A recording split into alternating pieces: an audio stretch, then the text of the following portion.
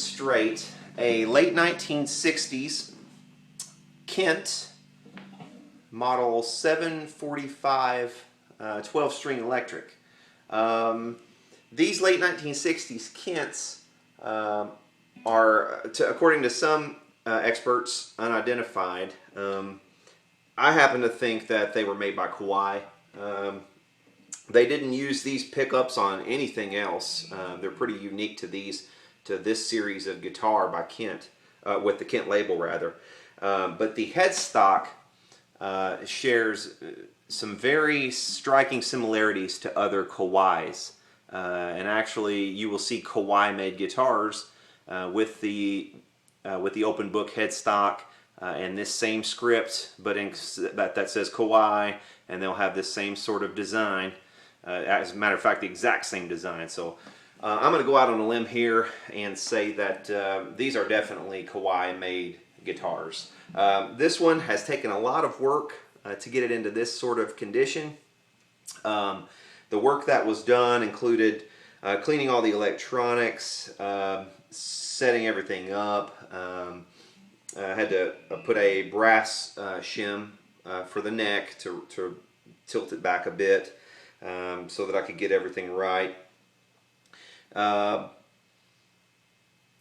Took some work to get the nut correct, and had to replace the tuners because half of the tuners were missing. The previous owner had converted this to a 6-string and was using it that way, so I replaced the tuners. And you can see here, I'm sorry I hadn't really showed you the back, but there's a little badge there that has the serial number and everything on it. The previous owner also added 2 screws, I guess to try to stabilize this neck a little better, and it seems to actually be doing that.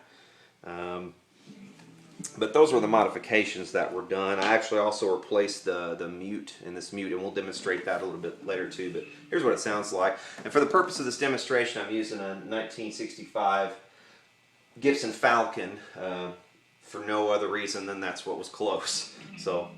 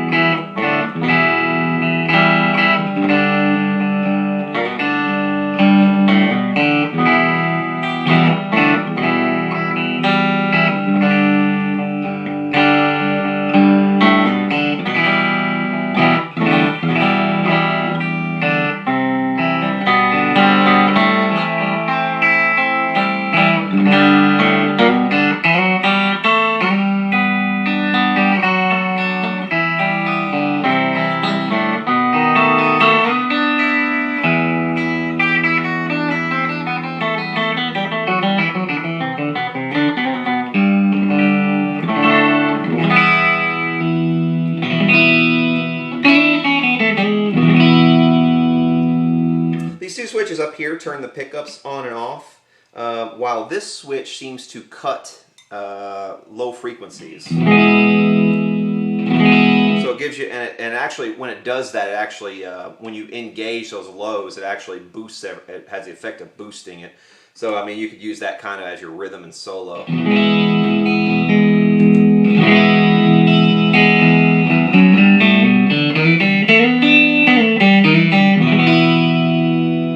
Independent volume knobs and tone controls. Interesting thing on this model, and all the ones in this series that had the 2 pickups, I believe, they had different colors for the volumes and the tones, so you don't get those mixed up. So that's kind of cool, and that's factory.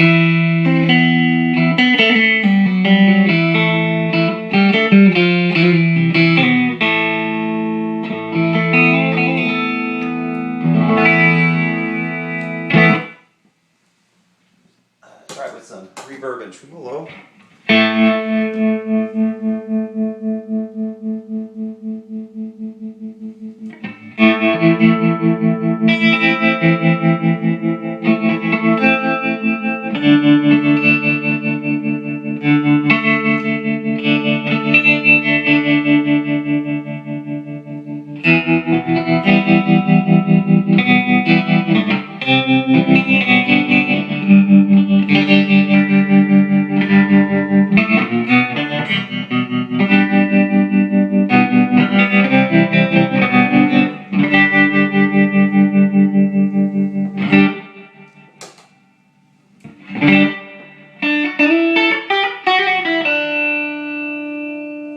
so the mute.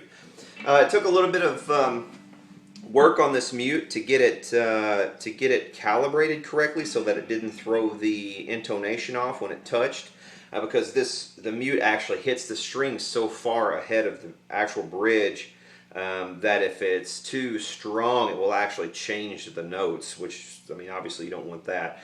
So you kind of have to take the spring off and stretch it out to the exact point where it's just strong enough to pop up, but not too strong that it changes the note. So that takes a little bit of calibration, but once you get it right, and you actually have to bend it into shape a little bit too, so that all your strings are even across. So if you have one of these, you know, and you think, oh, that mute's completely useless, it's actually not when you do some work on it.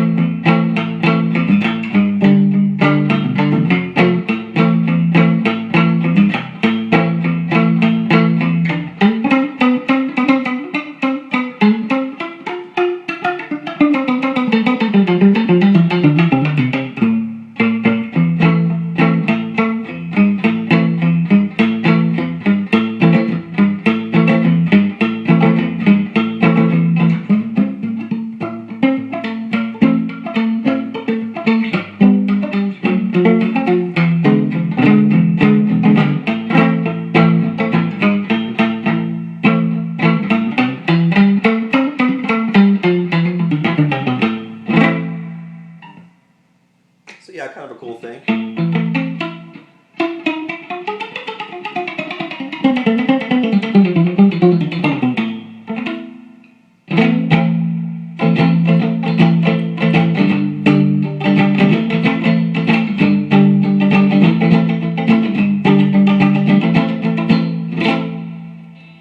And what demo of a 12-string electric would be complete without...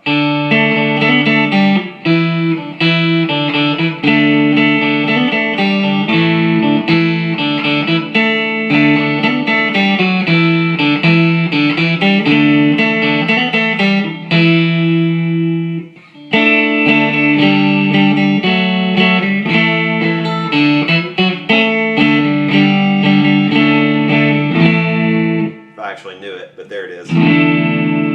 So yeah, that's a really cool guitar, and these are very well made. If you have had a lot of Japanese guitars and kind of written them off as nothing but you know, beginners or old junkers or wall hangers, you'd be sorely mistaken if you overlooked this series of Kawai made Kent guitars. These are really well made, well above the standards of some of the other manufacturers of the day. And even some of the other Kawai made guitars from a little bit earlier in their guitar making careers. But yeah, if you get a chance to pick up one of these with these type of pickups that have the Kent labels on them, do yourself a favor and grab it up if you can get it for a decent price, because these are well worth it. Great guitars. So yeah, hope you've enjoyed it.